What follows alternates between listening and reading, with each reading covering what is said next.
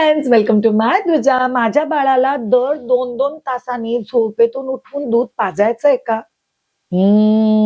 हा प्रश्न आईच्या मनात येतो आणि कित्येकही वेळा आई जवळजवळ 2 ते 3 महिने स्ट्रगल करत राहते, की बापरे, मी तर बाळाला उठवतीये, मग उठवून पाजतीये. एकतर काय होतं, झोपेतून उठायला अर्धा पाऊण तास एक्स्ट्रा जातो. मग ते तुम्ही पाजायला बाळाला जबरदस्ती जागं करताय, ते बाळ डुलक्या घेत-घेत पितंय म्हणून फीडिंग कधी-कधी 1-1, 2-2 तास चालतं. जे पण चुकीचं आहे. आणि ते झोपेत पिल्लू नीट फीड घेत नाही. त्यांची झोप झाली नाही म्हणून ते चिडचिड करतात. ते चिडचिड करतात म्हणून आईला असं वाटतं, की बापरे! माझं बाळ तर उपाशी आहे. आणि मग कुठेतरी फॉर्म्युला मिल्क, जोळी, पाळणा या सगळ्या सवयी पिक्चरमध्ये येतात. म्हणून थोडासा डेंजरसच प्रश्न आहे हा. माझ्या बाळाला दर 2-2 तासांनी झोपेतून उठवून पाजायचंय का?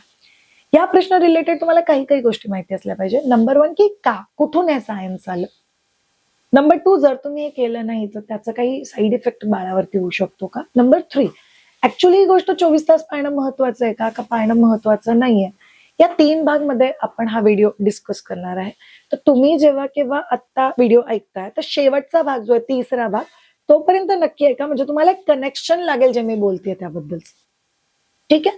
पहिली आणि महत्वाची गोष्ट, तुमच्या बाळाला दिवस कोणता, रात्र कोणता, कधी झोपलं पाहिजे, कधी जागलं पाहिजे हे कळतं का? नाही कळत. सो आयडियली आपण म्हणतो 2 ते 3 महिन्याच्या मध्ये पिल्लूच्या बॉडीची कर्कॅडियन सायकल सेट होते. कर्कॅडियन सायकल म्हणजे काय? हा दिवस आहे, दिवसा जागलं पाहिजे, ही रात्र आहे, रात्री झोपलं पाहिजे, ही जी एक समज आहे आपल्याकडे, किंवा अंधार झालाय बाबा आता झोपा, दिवस उजाडलाय चला आता कामं करा. हो जो एक रिदम आहे आपल्या बॉडीचा, तो रिदम बॉडीला कळत नाही. तर बाळाला 2-2 तासांनी उठवायचं याच्या मागे काय सायन्स आहे? खूप सिंपल गोष्ट आहे. जेव्हा तुमची डिलिव्हरी होते, सीझर असू दे किंवा नॉर्मल डिलिव्हरी असू दे, तुम्हाला जाणवेल की पहिल्या दिवशी तुमचं बाळ खूप जास्त झोपतं.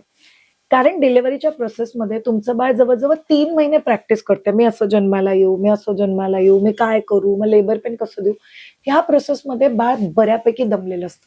म्हणून पहिल्या दिवशी ते खूप जास्त झोपतात. आणि त्या चक्करमध्ये कधी-कधी बाळाला तेवढं दूध दिलं जात नाही, जेवढं दिलं जायला पाहिजे. दुसऱ्या दिवशी बाळं खूप जास्त रडतात.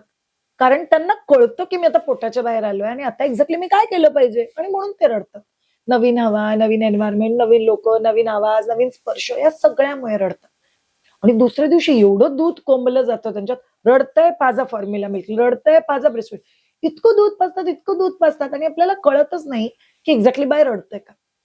या सगळ्या एक्स्ट्रीम मध्ये कुठेतरी सायन्स बोललं, की आपण काही आउटलाईन देऊ शकतो का बाबा आई वडिलांना? एक कन्सेप्ट असते ज्याला आपण म्हणतो on demand feeding. On demand म्हणजे बाळाने 1-1 तासांनी मागितलं तर 1-1 तासांनी द्या, 1.5-1.5 तासांनी मागितलं तर 1.5-1.5 तासांनी द्या, पण 2-2 तासांनी तुम्ही दिलंच पाहिजे. म्हणजे काय? थोडक्यात बाळ डिहायड्रेट होणार नाही. बाळ डिहायड्रेट होणं म्हणजे काय? माझं बाळ उपाशीच राहिलंय, त्याला तेवढं दूधच मिळालं नाही जेवढं मिळायला पाहिजे होतं. त्याच्या अंगात ताकद भरण्यासाठी जेवढं दूध पाहिजे तेवढं पण दूध बाळाला मिळालं नाहीये. म्हणून बाळासाठी हे ठीक नाहीये, की बाळाला एवढं कमी दूध जाईल. म्हणून मग डॉक्टर सांगायला सुरुवात करतात, पहिल्या दिवशी अगदी बाळ जन्मल्यानंतर, की बाळाला दर 2-2 तासांनी दूध पोटात गेलंच पाहिजे. जर आईचं दूध पोटात जात नसेल तर डायरेक्ट फॉर्म्युला मिल्क द्या. पण 2-2 तासांनी बाळांनी दूध हे पिलंच पाहिजे. कित्येकही हॉस्पिटलमध्ये सध्या असंही सांगितलं जातं, की बाळांनी आईचं दूध पिऊ दे नाही तर नाही पिऊ देत. तरी पण बाळाला फॉर्म्युला मिल्क हे दिलंच गेलं पाहिजे. का? का तर म्हणे फॉर्म्युला मिल्क मोजलेलं असतं आणि एवढं दूध बाळाच्या पोटात गेलंच पाहिजे. तर हा सगळा फाउंडेशन तिथून आलाय, की बाळ जास्त वेळ झोपलं, त्याने डिहायड्रेट झालं, बाळाच्या जीवाला काही धोका झाला, तर या सगळ्याची जबाबदारी कोण घेणार? म्हणून डॉक्टर आपल्याला सांगतात, की बाळाला दर 2-2 तासांनी उठवून दूध पाजा. हे सायन्स तुम्हाला कळलं? आता हे सायन्स आपल्याला किती दिवस फॉलो करायचं? येस, पहिले 5 ते 6 दिवस हे केलं पाहिजे. स्पेशली दिवसा 2-2 तासांनी उठवून दूध पाजा. रात्रीच्या वेळेस 3-3.5, 3-3.5 तासानंतर उठवून दूध पाजा. पण हे करा. याचे 2 ते 3 फायदे असतात. फायदा नंबर 1, याने दूध वाढायला मदत होते, म्हणजे आईचं दूध. कारण आई दर 2 तासांनी ब्रेस्टवर घेतेय. दुसरी महत्वाची गोष्ट, की बाळाचं एक रुटीन सेट होतं. दिवसा जेव्हा तुम्ही बाळाला सारखं दूध पाजता ना, त्याचा सर्वात महत्वाचा फायदा म्हणजे पिल्लू रात्री कमी वेळा उठते. म्हणून दिवसा बाळाला सारखं दूध पाजल्यामुळे पिल्लू रात्री बिना दुधाचं जास्त वेळ राहू शकतं. तिसरा अतिशय महत्वाचा ऍडव्हान्टेज, तुम्हा लोकांना पण चेक करत राहायचं, की मी जे 2-2 तासांनी घेतेय ते पुरतंय ना बाबा, दूध तर जातंय ना बाळाचं, हे कसं चेक करणार? आयडियली शून्य चेक होतं. पहिल्या दिवशी 1 सुसू, दुसऱ्या दिवशी 2 सुसू, तिसऱ्या दिवशी 3 सुसू, चौथ्या दिवशी 4 सुसू, 5व्या दिवशी 5 सुसू आणि तिथून पिल्लू 6 महिन्याचं होईपर्यंत 5 सुसू तर व्हायला पाहिजे. हा जो एक रुटीन आहे बाळाच्या शूचा तो फिडिंगशी कनेक्टेड आहे. म्हणून पिल्लू डिहायड्रेट होऊ नये म्हणून हे केलेलं आहे. पण श्रेया जर आपण पिल्लूला असं केलं नाही म्हणजे 2-2 तासांनी पाजलं नाही तर कोणता साईड इफेक्ट होऊ शकतो का? येस. मी स्वतः असे काही लोक बघितलेत की ज्यांनी खूपच झोपतो बाळ, आमचं बाळ उठतच नाहीये हो, 4-4, 5-5 तास झाले. मी लिटरली ते लोक उठवतच नाही आणि घरचे म्हणतात झोपू दे ग, जमलं असेल बाळ. ठीक आहे चला, दिवसा 4 तास झोपवलंय, एकदा 4 तास झोपून उठल्यानंतर मग बाळाला दर 1.5 2-2 तासांनी दूध गेलं पाहिजे. नाही तर सारखंच झोपतंय. हे साईन आहे की पिल्लू डिहायड्रेटेड होतंय. म्हणजे बाळाला जेवढं दूध मिळालं पाहिजे तेवढं दूध मिळालंच नाहीये आणि बाळ डिहायड्रेटेड झाल्यामुळे एवढं जास्त रडतं. म्हणून तुम्हाला काळजी घ्यायची की हे जे 2-2 तासांनी दूध पाजायचा फॉर्म्युला आहे, स्पेशली दिवसा आणि रात्री 3 ते 3.5 तासानंतर ब्रेस्ट फिडिंगच्या बाबतीत कंपल्सरी लक्षात ठेवायचं. ज्या फॉर्म्युला मिल्कच्या बाबतीत हा फंडा सेम आहे का? The answer is no. मी खूप लोक बघितली ते फॉर्म्युला मिल्कच्या डब्यावरती वाचतात आणि 60-60, 90-90 ml बाळाच्या पोटात ठुसतात, ते पण बाटलीने. जर तुमचं बाळ 60 आणि 90 ml दूध पित असेल तर बाई रूल तसंही तुम्ही 2.5 तासाच्या आधी परत फॉर्म्युला मिल्क देऊ शकत नाही. म्हणजे माझ्याकडे लोक आहेत जी 70-70, 80-80 ml फॉर्म्युला मिल्क देतात. अर्ध्या तासानंतर बच्चा वापस रो रहा था तो हम लोगों ने वापस 70 ml फॉर्म्युला मिल्क दे दिया. काय दुकान केलंय का बाळाच्या पोटाचं? तुम्ही नाही करू शकत. म्हणून फॉर्म्युला मिल्कच्या बाबतीत हा जो फंडा आहे तुमचा 2-2 तासाचा तो अप्लिकेबलच नाहीये. मी आईच्या दुधाबद्दल बोलतेय म्हणून त्याच्या बाबतीत ही गोष्ट समजून घ्या. जर तुम्ही ते केलं नाही तर डिहायड्रेशन होतं, वेट लॉस होऊ शकतो, सुसू काउंट कमी होतं आणि बाळाची ओव्हरऑल ग्रोथ पण खुंटते. त्याच्याच बरोबर बाळाचा टाळू हा खाली गेल्यासारखा जाणवू शकतो, बाळाची स्किन ड्राय होऊ शकते, बाळाच्या स्किनवरती ड्रायनेस दिसू शकतो. या सगळ्या गोष्टी तुम्हाला दिसू शकतात. म्हणून तुम्हाला लोकांना काळजी घ्यायची की तुम्ही हे सगळं केलं पाहिजे. ठीक आहे.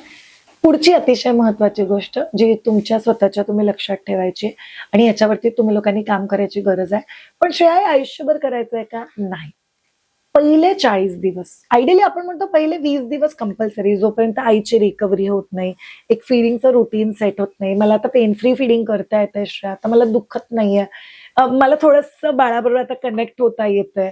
हे झाल्यानंतर मग तुम्हाला पाहिजे की दिवसा 1.5-1.5 तासांनी पाजायचंच आहे. रात्रीच्या वेळेस तुम्ही 24 तासात 2दा बाळाला विदाऊट फीड 4 ते 5 तास ठेवू शकता. आता तुम्ही स्वतः ठरवा तुम्हाला ते दिवसा ठेवायचंय का रात्री झोपायचंय की नाही. म्हणून ती वेळ रात्रीसाठी ऍडजस्ट करायची. म्हणून आंघोळीनंतर आमची तर बाळ 5 तास झोपायची हे आपल्या सासूला सांगू दे, पण आपण करायचं नाहीये, बिलकुल करायचं नाही. रात्री 4 ते 5 तास जर बाळ झोपत असेल, दिवसा 1.5-1.5 तासांनी पीत असेल, 5 पेक्षा जास्त वेळा होत असेल तर मग सॉर्टेड आहे. मग हा बदल आपण लोक नक्कीच करू शकतो. म्हणून असं नाही होता कामा की 3 महिन्याचं बाळ झालं अजून पण आपण 2-2 तासांनी पाचतोच आहे. नको रे बाबा, झोपू दे ना बाळाला. पण दिवसा जर तुम्ही लांबडं झोपणं अलाउड केलं तर तुमचं बाळ रात्री शांत झोपणारच नाही. माणसाचं बाळ आहे, दिवस रात्र दोन्ही वेळ नाही झोपू शकत. येतंय लक्षात? तर thank you so much all of you हा पर्टिक्युलर व्हिडिओ बघण्यासाठी. या व्हिडिओ मधून तुम्ही एक सिंपलची गोष्ट घ्या की पीसफुल पॅरेंटिंग हे खूप महत्वाचं आहे. म्हणून स्वतःला टॉर्चर करून तुम्ही पॅरेंटिंग करू शकत नाही. ठीक आहे. थँक्यू सो मच हा पर्टिक्युलर व्हिडिओ बघण्यासाठी. आपण तुमच्यासाठी ते सगळे व्हिडिओ करतो. पिल्लू आपण प्लॅन करतोय, कन्सेप्शन, प्रेग्नन्सी, नवीन आई, बाळंतीण, ब्रेस्ट फिडिंग, दूध, बाळाबरोबरची ऍक्टिव्हिटी, हे सगळं जर तुम्हाला सायंटिफिक वेने जाणून घ्यायचं असेल तर मायदुजा चॅनलला नक्कीच सबस्क्राईब करा आणि बघत राहा. Have a great time. Bye bye.